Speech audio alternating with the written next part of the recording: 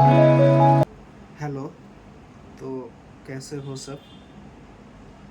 I think अच्छे हो गए। तो अब part one chemical reaction and equations का मैं यूट्यूब में अपलोड कर चुका हूँ स्कूल प्रेप की यूट्यूब चैनल पर। और आज हम लोग पढ़ेंगे पार्ट टू।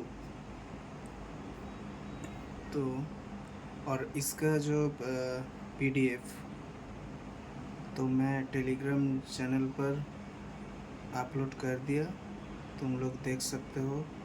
वहाँ पर जाके टेलीग्राम चैनल है स्कूल प्रेप, SCHOOLPREP। तो लेट्स स्टार्ट। आज हम लोग पढ़ेंगे टाइप्स ऑफ केमिकल रिएक्शन। जो एक केमिकल रिएक्शन होता है तो उसके कुछ टाइप है जो तुम्हारे सिलेबस में है, वो है 5। और केमिकल रिएक्शन तो आप लोग जानते होंगे कि रिएक्टेंट टू प्रोडक्ट जब फॉर्म होता है तो ये एक रिएक्शन है। तो यहाँ पर तुम लोग देख रहे होगे, actually chemical reactions involve the breaking and making of bonds. मतलब केमिकल रिएक्शन ब्रेक भी होगा और फॉर्म भी होगा, न्यू फॉर्म होगा। तो जैसे H2O, तो इसको हम लोग जब ब्रेक करेंगे H2 प्लस O2, और हम लोग इसको बैलेंस करेंगे, बैलेंस 2 ऑक्सीजन तो 2H2। तो ये टूट कर ये दोनों फॉर्म होगा, मतलब रिएक्टेंट ये है प्रोडक्ट, तो ब्रेक कर भी हो सकता है और फॉर्म मतलब H plus Cl, H2 plus Cl2, 2HCl, hydrogen, chlorine और HCl फॉर्म। तो ये दोनों फॉर्म होकर भी ये फॉर्म हो रहा है, ये रिएक्टेंट है, ये प्रोडक्ट है। तो इसी तरह केमिकल रिएक्शन बनेंगे between atoms to produce new substance. ये एक न्यू सब्सटेंस है, और ये भी ए टूट कर जो 2 हाइड्रोजन और 1 ऑक्सीजन मॉलिक्यूल होता है, तो ये भी न्यू सब्सटेंस।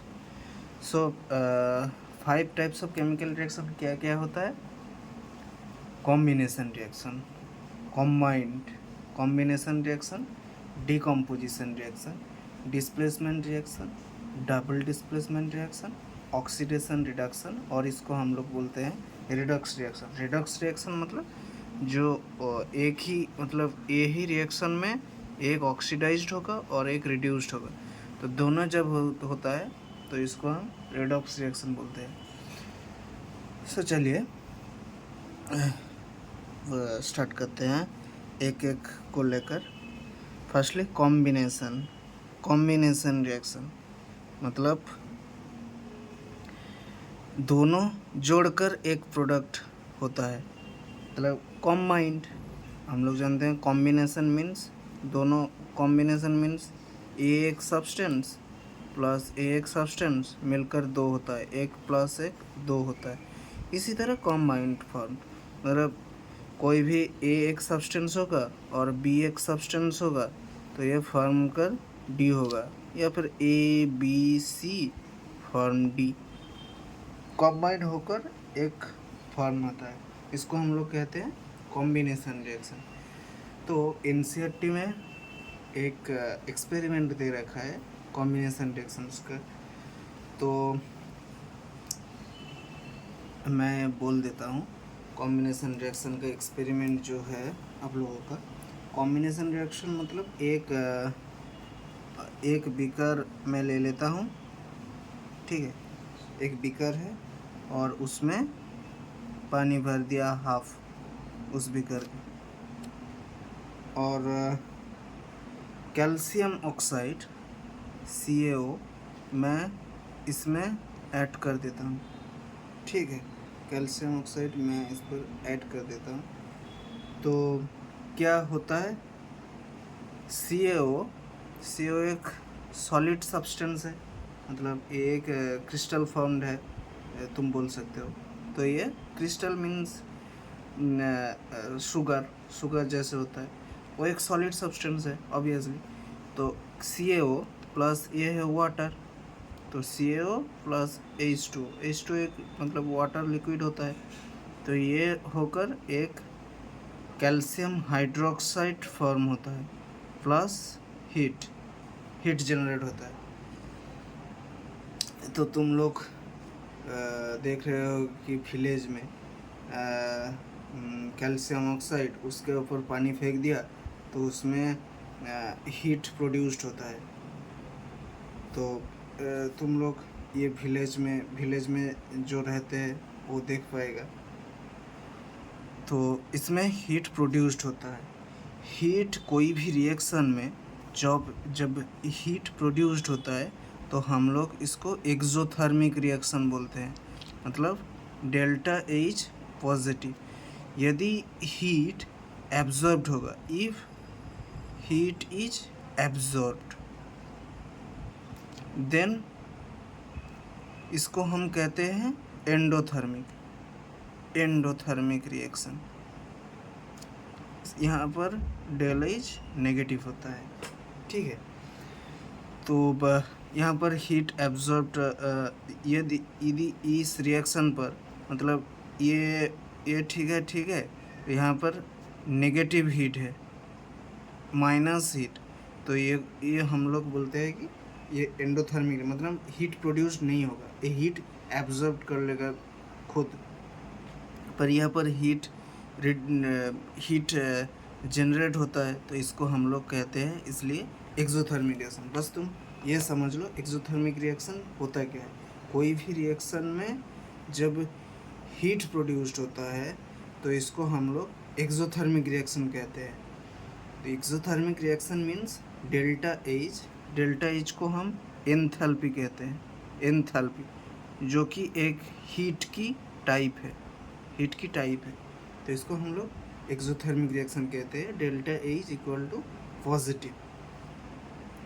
जब हीट में कोई केमिकल रिएक्शन में हीट एब्जॉर्ब्ड होता है, देन इसको हम लोग कहते हैं एंडोथर्मिक रिएक्शन, और यहाँ पर delta H equal to negative होता है।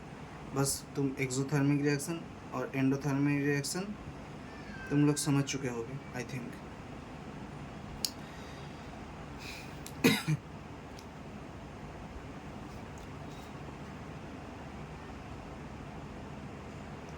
तो हम लोग इसको कॉम्बिनेशन रिएक्शन का डेफिनेशन हम ऐसे लिख सकते हैं कि such a reaction, this is a reaction, such a reaction in which, जहाँ पर a single product is formed, यहाँ पर एक सिंगल प्रोडक्ट ही फॉर्म हो रहा है, CaOH2। Such a reaction in which a single product, यहाँ पर एक सिंगल प्रोडक्ट फॉर्म हो रहा है, यहाँ पर एक सिंगल प्रोडक्ट फॉर्म हो रहा है, प्लस हीट जनरेट, हीट तो एक्सोथर्मिक रिएक्शन में होता है। मतलब हम लोग ये भी कह सकते हैं कि ये एक एक्सोथर्मिक रिएक्शन का एक मतलब इक्वेशन है। तो such a reaction in which a single product is formed, a single product form हो रहा है, मतलब एक सिंगल ही प्रोडक्ट है, यहाँ पर प्लस कोई और दूसरा चीज़ नहीं हो रहा है, तो ये एक सिंगल प्रोडक्ट है। फ्रॉम 2 और more reactants is known as combination reaction.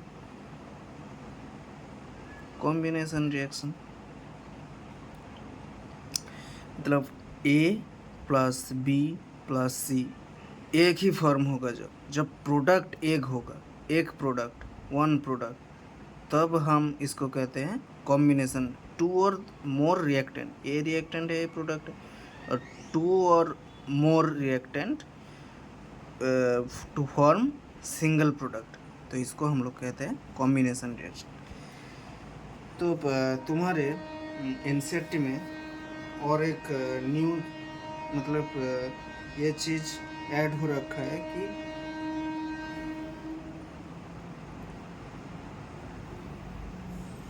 Calcium जो हाइड्रोक्साइड है, जो कैल्शियम हाइड्रोक्साइड यहाँ पर जो फॉर्म हो रहा है, तो कैल्शियम हाइड्रोक्साइड रिएक्ट्स स्लोली। ये एग्ज़ाम में आ सकता है, एक रिएक्शन देकर आ सकता है, रिएक्शन पूछ सकता है कैल्शियम हाइड्रोक्साइड।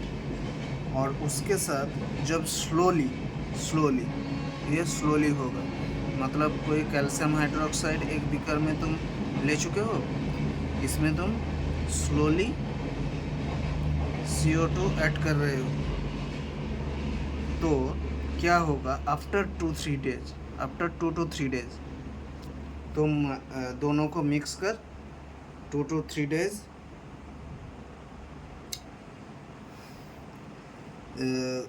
घर में तुम रख दिया, तो आफ्टर 2-3 डेज क्या देखते हो तुम लोग कि एक thin layer of calcium carbonate, मतलब ये फॉर्म होता है CaCO3। इसको हम लोग कहते हैं कैल्शियम कार्बोनेट। कैल्शियम कार्बोनेट का एक लेयर फॉर्म करता है। तो ये एक रिएक्शन तुम लोगों को आना चाहिए, CaOH2 plus CO2 after 2-3 days CaCO3 form होता है सॉलिड। जो कैल्शियम कार्बोनेट होता है ये सॉलिड होता है, और इसके साथ H2 मतलब पानी निकलता है। तो और एक यहाँ पर इम्पोर्टेंट है कि केमिकल फार्मूला ऑफ मार्बल, जो तुम लोग घर में तुम लोगों का घर में होगा कि मार्बल और टाइल्स दोनों अलग है, पर मार्बल का जो केमिकल फार्मूला है ये है कैल्शियम कार्बोनेट CaCO3, जो इसमें फॉर्म होता है। और अनदर एग्जाम्पल और कुछ एग्जाम्पल हम लोग देखते हैं कॉम्बिनेशन रिएक्शन का। हम बर्न कर चुके हो, बर्न करते हैं। बर्निंग मीन्स जब तुम लोग कार्बन, जो कोल मीन्स कार्बन सॉलिड है, प्लस बर्निंग जहाँ पर भी लिखा हो O2 एक बर्निंग एजेंट है, तो उसको हम लोग ऐड कर देते हैं। कार्बन का जो मतलब कोल का जो सॉलिड फॉर्म है, plus burning of coal means plus O2 oxygen एक गैस है, तो हम लोग यहाँ पर क्या फॉर्म करते हैं CO2 गैस। ये एक एग्जाम्पल है। और एक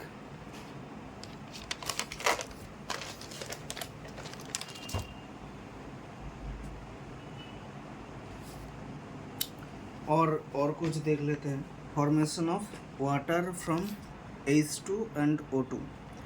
तो H2 एक गैस है,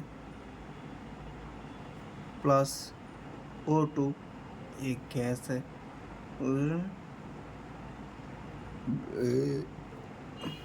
H2O फॉर्म हो रहा है। तो हम लोग इसको बैलेंस करते हैं। यहाँ पर 2 लगा दिया तो दो ने 4 हाइड्रोजन, बट यहाँ पर 2 हाइड्रोजन, तो हम लोग इसमें 2 H2, 2 ऑक्सीजन 4 हाइड्रोजन, ये हो गया। ये एक फॉर्म होता है कॉम्बिनेशन रिएक्शन का।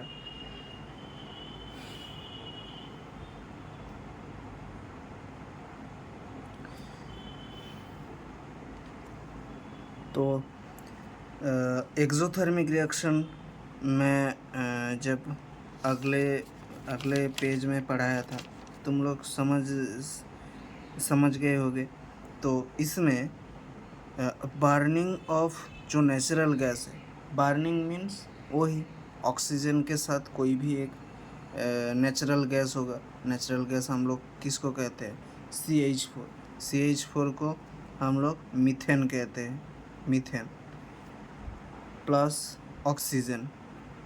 ये बर्निंग लिखा हुआ है, तो हम लोग ऑक्सीजन के ज़रिए हम लोग इसको बर्न करेंगे। तो इसमें क्या फॉर्म होता है? CO2 plus H2। CO2 एक गैस है, H2O एक गैस है, मतलब H2O लिक्विड भी होगा, बट ये तो वेपर फॉर्म भी होता है, लिक्विड फॉर्म भी होता है, सॉलिड फॉर्म भी होता है। सॉलिड फॉर्म कब? जब आइस, लिक्विड कब? वाटर, और वेपर कब? जब गैस, मतलब वेपोराइज्ड होता है कोई भी चीज़ 100 डिग्री सेंटीग्रेड में। तो इसको हम लोग बैलेंस कर लेते हैं। यहाँ पर मतलब एक कार्बन मतलब कार्बन सेम है, यहाँ पर 2 ऑक्सीजन, यहाँ पर 1 ऑक्सीजन। तो यदि हम लोग, और यहाँ पर 2 हाइड्रोजन, यहाँ पर 4 हाइड्रोजन, तो ये 2 4 हाइड्रोजन, 2 4 ऑक्सीजन, और 2 4 ऑक्सीजन, ठीक है। प्लस हीट निकलता है इस रिएक्शन पर, तो ये एक एक्सोथर्मिक रिएक्शन है, मतलब delta is equal to positive. जब हम लोग रेस्पिरेशन की बात करते हैं, ये सब कॉम्बिनेशन रिएक्शन है। तो चलिए रेस्पिरेशन की बात जब करते हैं, तो रेस्पिरेशन तुम लोग मतलब रेस्पिरेशन किसको कहते हैं? जब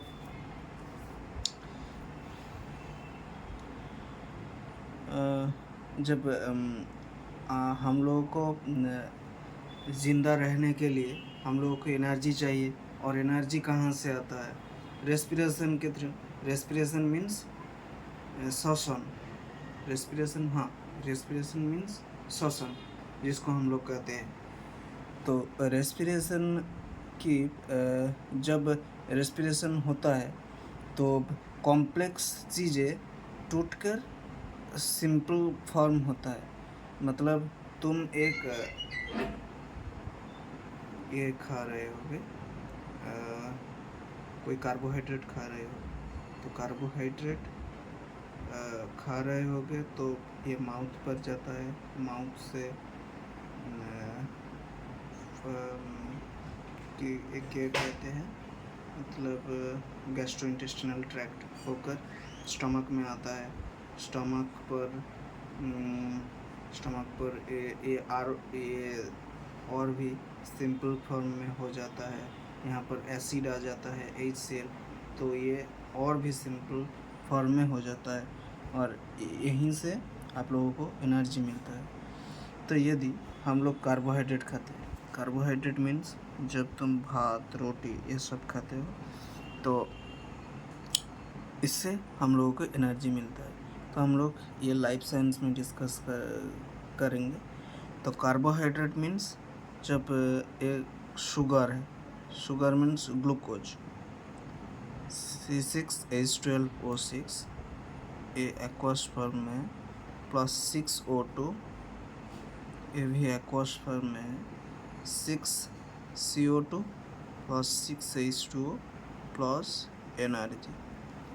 ये जब एनर्जी निकलता है और हीट, तो इसको हम लोग एक्सोथर्मिक रिएक्शन कहते हैं। तो ये जो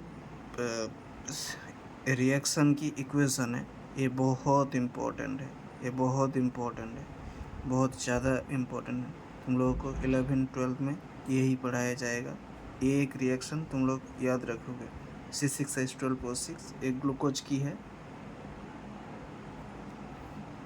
plus 6O2 to form 6CO2 plus 6H2O plus energy और हीट फॉर्म होता है। तो और एक रिएक्शन है decomposition of vegetable matter into compost, ये भी एक कॉम्बिनेशन रिएक्शन का एग्जांपल है। तो चलिए दूसरा जो हम लोग रिएक्शन पढ़ रहे थे वो है, एक हो गया कॉम्बिनेशन रिएक्शन, दूसरा है decomposition reaction. Decomposition reaction means क्या होता है? इन दिस रिएक्शन, इस रिएक्शन में डेफिनेशन है,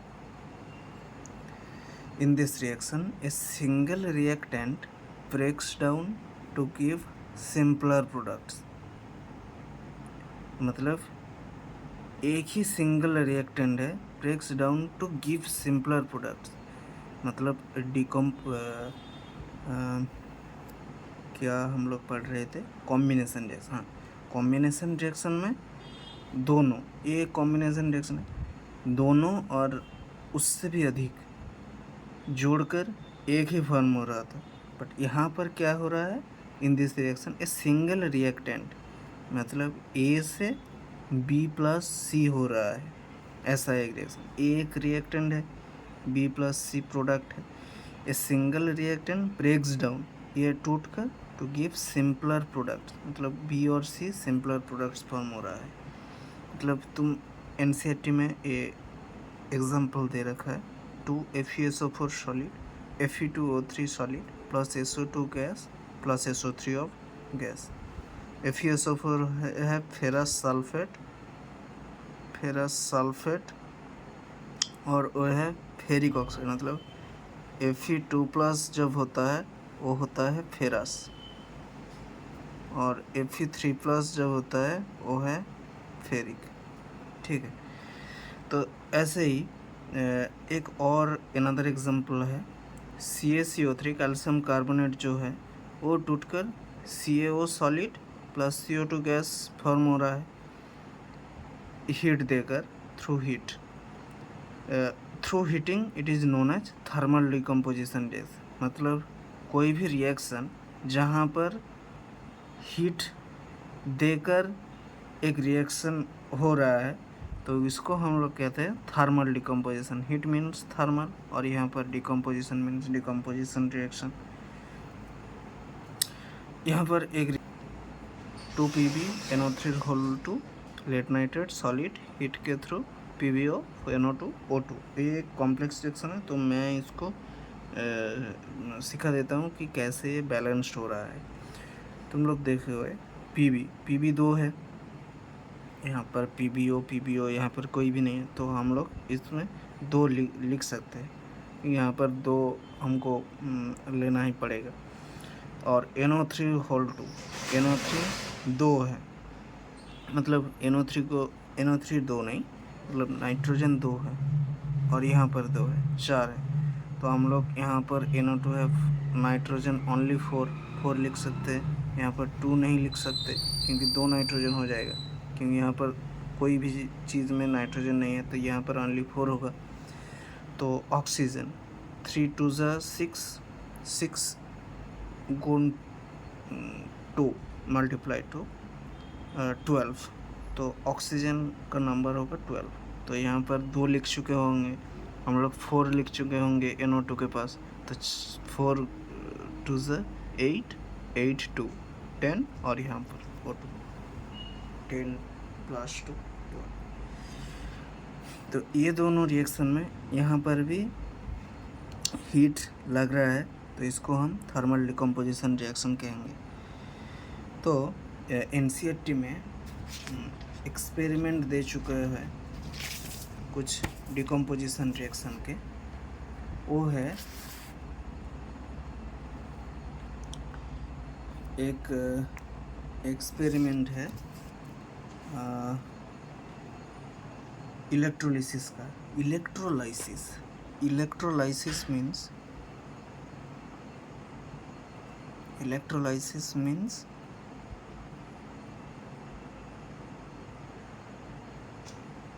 लाइसिस मीन्स टूटना, तो इलेक्ट्रोलाइसिस मीन्स ब्रेक करना इलेक्ट्रॉन को, इलेक्ट्रोलाइसिस। तो यहाँ पर क्या होता है, इलेक्ट्रिसिटी का रिक्वायर होता है, तो इलेक्ट्रिसिटी मतलब कोई भी तुम एक बीकर ले चुके होगे, तो इस बीकर में ये एक बीकर नहीं है, ये प्लास्टिक मग है, और ये है एक इलेक्ट्रोड जहाँ पर ये है हाइड्रोजन,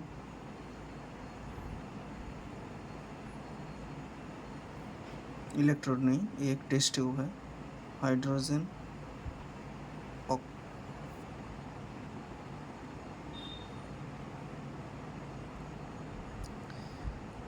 एक प्लास्टिक मग है, और यहाँ पर एक टेस्ट ट्यूब ये है हाइड्रोजन का, और ऑक्सीजन का टेस्ट ट्यूब ये है, और इसमें ग्राफाइट का रॉड लगा हुआ है, ये ग्राफाइट रॉड, इसमें भी एक ग्राफाइट का रॉड होगा, ग्राफाइट का रॉड है।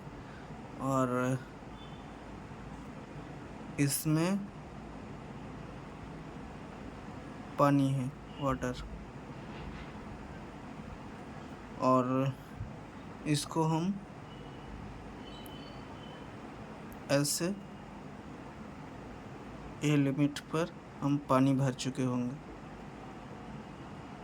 और यहाँ पर एक बैटरी है, मतलब पॉजिटिव नेगेटिव है। एक एनोड की तरफ जाता है, एनोड पॉजिटिव की तरफ जाता है, मतलब ये हम लोग एनोड है पॉजिटिव, ये नेगेटिव टर्मिनल है, तो यहाँ पर कैथोड है। पॉजिटिव नेगेटिव बैटरी में रहते हैं। और यहाँ पर एक स्विच है, ठीक है। तो जब हम लोग इसको स्विच यदि ऑफ है तो कोई चीज़ नहीं होगा। यदि स्विच ऑन कर दिया मैंने तो क्या होगा, होगा इसका मतलब H2 जो है वो टूट कर H2 प्लस O2 जनरेट करेगा।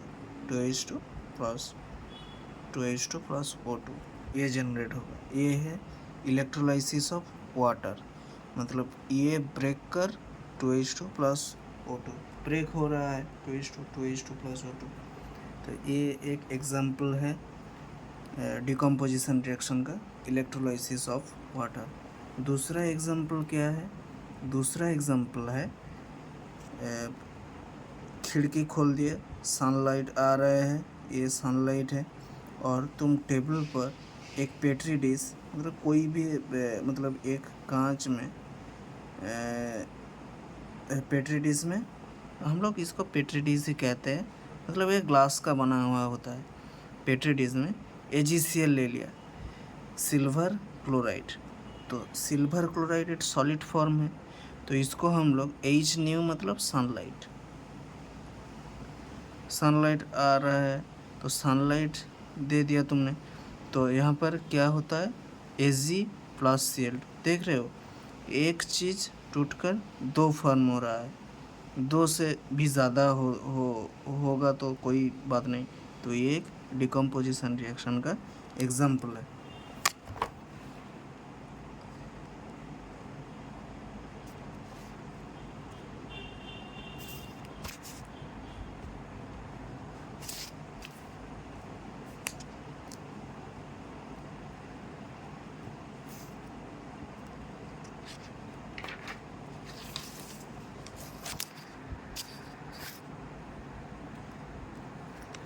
और एक NCERT में और एक रिएक्शन दे रखा है 2AgBr, ये भी सॉलिड फॉर्म है, मतलब सिल्वर ब्रोमाइड टूट कर, मतलब सनलाइट दे रहे हो, 2Ag solid plus Br2 gas, ठीक है। तीसरा रिएक्शन है डिस्प्लेसमेंट रिएक्शन। डिस्प्लेसमेंट रिएक्शन एक आयरन नेल की एक्सपेरिमेंट है, जहाँ पर मतलब एक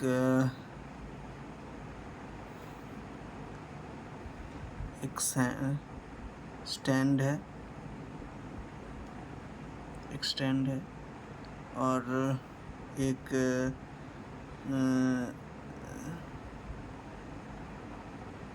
स्टॉप कॉक है, स्टॉप कॉक नहीं, मतलब कुछ ये टेस्ट टेप को होल्ड करने के लिए एक ये इंस्ट्रूमेंट होगा, मतलब यहाँ पर से दोनों इसको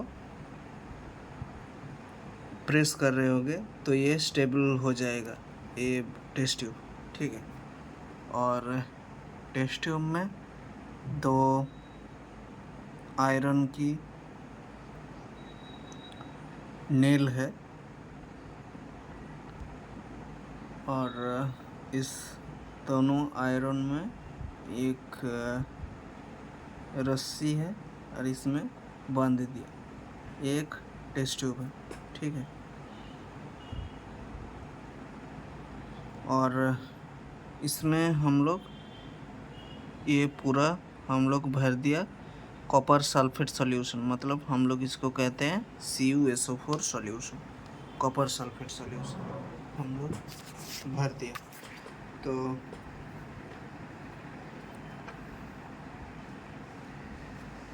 तो ये हम लोग इसके बाद हम लोग 2 टेस्ट ट्यूब ले लिया। एक में टेस्ट ट्यूब में कॉपर सल्फेट सॉल्यूशन है, ए टेस्ट ट्यूब, और एक ये टेस्ट ट्यूब है, दूसरा टेस्ट ट्यूब है जो बी टेस्ट ट्यूब है। तो इसमें पानी होगा और इसमें CuSO4 सॉल्यूशन हमने ले लिया। तो पानी में जब हम लोग आयरन की नेल डुबोएंगे तो आयरन नेल अनचेंज्ड, इसका आयरन नेल का जो कलर होता है वो अनचेंज्ड रहेगा। बट कॉपर सल्फेट सॉल्यूशन में जब हम लोग डुबोएंगे आयरन नेल को, ये कलर चेंज कर रहा होगा, मतलब चेंज इट्स कलर।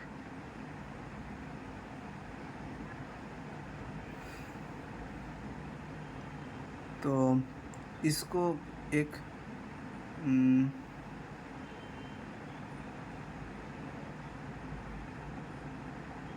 तो इसको हम लोग एक रिएक्शन की इक्वेशन में देख रहे होंगे। आयरन की नेल है तो हम लोग लिख सकते हैं Fe, मतलब आयरन है, प्लस ये सॉलिड फॉर्म में है, प्लस CuSO4 एक्वस, मतलब सॉल्यूशन ले लिया होगा। एक्वस मतलब हाइड्रेटेड। तो इसमें क्या फार्मूला है, FeSO4 aqueous plus Cu solid. तो ये कॉपर सल्फेट है और ये आयरन सल्फेट और या फिर फेरस सल्फेट, और ये फेरस सल्फेट है, ठीक है। तो इस रिएक्शन में तुम देख रहे होगे कि Fe जो था वो SO4 के साथ चला गया और कॉपर अकेला रहेगा, ठीक है। Fe सॉलिड था प्लस CuSO4 सॉल्यूशन था, कॉपर सल्फेट एक सॉल्यूशन था, इसमें FeSO4 एक्वस हो गया और Cu, तो इसमें ये चला गया, मतलब CuSO4 को हम ऐसे लिख सकते हैं CO2 प्लस SO4 2 नेगेटिव। इसको हम लोग डिसोसिएट करते हैं, मतलब H2O को जब हम लोग डिसोसिएट करते हैं H2 प्लस O2, इसको भी हम लोग H2 प्लस O2 नहीं, H प्लस OH नेगेटिव जब आयन में फॉर्म करता है तो CuSO4 को आयनिक फॉर्म में लिखा जाता है कि CO2 प्लस SO4 2 नेगेटिव। तो FeS CuSO4 CO2 plus SO4 2 negative, copper sulphate FeS। तो ये Fe इसके साथ चला गया, Fe2 प्लस जो था और इसके साथ चला Fe2 plus SO4 2 FeSO4 plus copper solid form में रहेगा। तो इसको हम लोग डिस्प्लेसमेंट रिएक्शन क्यों बोलते हैं, डिस्प्लेस कर रहा है, कॉपर हटकर Fe जोड़ रहा है, मतलब ये इसमें चला गया और ये खाली रहेगा, और ये खाली रहेगा मतलब खाली ये फॉर्म हो रहा है, तो इसको हम लोग कहते हैं डिस्प्लेस। ये डिस्प्लेस कर रहा है इसको, तो हम लोग इसको कहते हैं डिस्प्लेसमेंट रिएक्शन। और भी डिस्प्लेसमेंट रिएक्शन का एग्जांपल हम देखते हैं। जिंक सॉलिड फॉर्म में है, CuSO4 एक्वस फॉर्म में है, ZnSO4 plus Cu solid, ZnSO4 aqueous में होगा। तो जिंक जो है, तो ये कॉपर सल्फेट से CO2 प्लस SO4 2 नेगेटिव, और ZnSO4 2 नेगेटिव के साथ कॉम्बाइन होकर ZnSO4 बना लिया और कॉपर अकेला रह गया। तो ये दर्दनाक कहानी है। इसमें ये इसके साथ चला गया इसके साथ चला गया। जब कोई रिलेशन में होता है। ये दोनों साथ में रह रहा था। ये दोनों ए और बी दोनों साथ में रह रहा था। तो इसमें जिंक का एडिशन हो गया। तो जिंक क्या होगा, दोनों मतलब दोनों एक लव बर्ड था, उसमें एक फ्रेंड का इंट्रोड्यूस्ड हो गया। तो ये फ्रेंड इसके रिलेशन में टूटने का मतलब कोई भी फ़ायदा उठा रहा था और इसमें टूटने का प्रयास कर रहा था। तो जब प्रयास सफल हो गया तो जेडन SO4 के साथ चला गया और जेडन SO4 बना लिया। कॉपर सल्फेट नहीं, कॉपर सॉलिड में अकेला रह गया। तो और एक रिएक्शन हम लोग देख सकते हैं, PbS प्लस CuCl2 एक्वस। तो तुम लोग बोलो ये क्या होगा। Pb मतलब लेड सॉलिड है और यहाँ पर कॉपर क्लोराइड है। तो कॉपर क्लोराइड जब पीबी के साथ Cl2 जोड़ रहा होगा तो PbCl2, लेड क्लोराइड, ये है लेड क्लोराइड प्लस Cu। यहाँ पर भी बेचारा कॉपर अकेला रहेगा। ये दोनों साथ में था बट यहाँ पर ये इसको डिस्प्लेस्ड कर रहा है और यहाँ पर ये जोड़ रहा है PbCl2 प्लस Cu सल्फेट। तो आज की क्लास यहाँ पर ख़त्म करते हैं। Thank you very much. Please subscribe this channel and join the Telegram channel for its PDF और NCERT का जो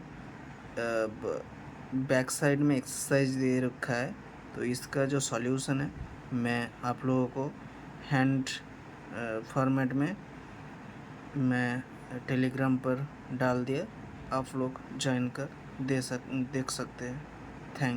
थैंक यू वेरी मच।